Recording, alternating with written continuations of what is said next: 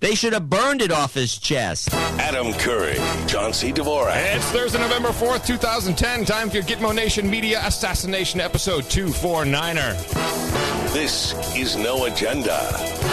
Moving off the cloud and coming to you from the Hilltop Watchtower, Crackpot Command Center, Gitmo Nation West, here in the People's Republic of Southern California. In the morning, I'm Adam Curry. I don't know when he was ever in the cloud. Well, maybe his head's in the clouds. Mine's not. I'm John C. Dvorak. It's Crackpot and Buzzkill in the morning. What do you mean moving from the cloud? Yeah, man, I've been doing it. I've been moving away from the cloud. Doing what cloud? Hey, the cloud, like all cloud-based services. I'm getting off. I'm done. After that drop.io fiasco, I'm done. Oh, I see what you're talking. Oh, okay. So here's what I set up, man. I did something really cool. I set up. Why don't you explain to people, new listeners, what the drop.io fiasco was? Okay. So first of all, there's the concept of the cloud, which is all of this stuff where we put our stuff, our valuable stuff on these services, many of them free, with a freemium model. So you get like some space free, and then you get some services with it, and everyone kind of leeches on it. And then, some people actually start to use this stuff professionally, like drop.io, which was a place where you could create basically little file storage very quickly, drag and drop stuff into your browser, and you'd have links to these things. So it's kind of hosting with some links that you can then post. Right. And so I, of course, one of the people who supported this service and actually paid for more storage. And we're the guys that always get screwed in the end because, of course, these business models actually are quite unsustainable. If you think about bandwidth and, store, it's just not completely cheap to keep all that running. And the amount of people, I think, who take advantage of the freemium services is too small. So it just doesn't really work unless you go to advertising at huge scale like Facebook and Google. So anyway, Facebook bought drop.io, which apparently was to get the human resources. From everything I read, they wanted the human resources to come and work for them, and so they said, "Oh, that's great. We'll take the money, whatever it is, undisclosed." But then they closed down the service with like a 45-day notice. So all of those links, which are created and copied and linked everywhere to our show notes, our art, other assets that we've published, are just being destroyed. And I have no way to track it. I mean, I created thousands of drops, and it's an impossible job to go and figure out, even for a couple hundred episodes of show, where everything is. So I decided I would never let that happen again. Of course.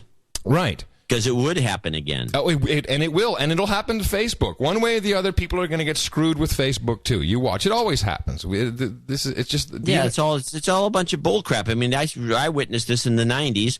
Whoa, no, don't worry, we'll be around forever. We got it. It's an escrow, and you can get your data. And blah, blah, blah. Your data's an escrow, man. Don't worry about it. It's like what? Escrow. Escrow. What's it? I can just see it. Drop the escrow bomb. Believe me, I've heard that in many a pitch on interweb-based stuff. So then it kind of hit me. I was like, oh, it's very obvious. The cloud as in a storage place is actually kind of good, because it lets someone else deal with all the, with all the hassle of bandwidth transfer and all that. Right. But the things you need to own are your domain name, right? That's the number one thing. And which, of course, is also, by definition, a cloud-based service, but the only people who can essentially mess that up is, like, government. So, so I guess that's all we can say about that. But the big thing for me is links. Links is definitely like the currency of the Internet. And so I built a little cloud URL redirector. So every link I post in public, at least to something that is an asset that I control, will now run through curryscloud.com. So if I have this stuff... You went out and got a domain name called curryscloud.com? Mm-hmm. And then I built a little service, and it's just like Bitly, and I'm going to be using it instead of Bitly. It has all the same cool statistics and everything I can see, which is a benefit. I can see how many people clicked on the link, the just basic statistics on that. But it should, where these files are hosted, and of course I've set up a backup strategy so I can easily replicate let's say I'm hosting stuff now at Apple, and if Apple decides, which they could do at any moment, they could say, oh, this iDisk, that's really not working for us. We'll give you 3 months to close it down. And they've done that. They did that with their old web-based service. Oh, it's just, you got to migrate it off. We're going to close it. Yeah. So all those links get hosed. So instead of those links getting hosed, now I can just take a folder, drop it somewhere else, go into my database, just change all the base URLs, and voila, not a single link is broken. It's a service. I tell you, it's a service to our human resources, and I'd like to say in the morning to them in the chat room at noagendachat.net, and of course to all ships at sea.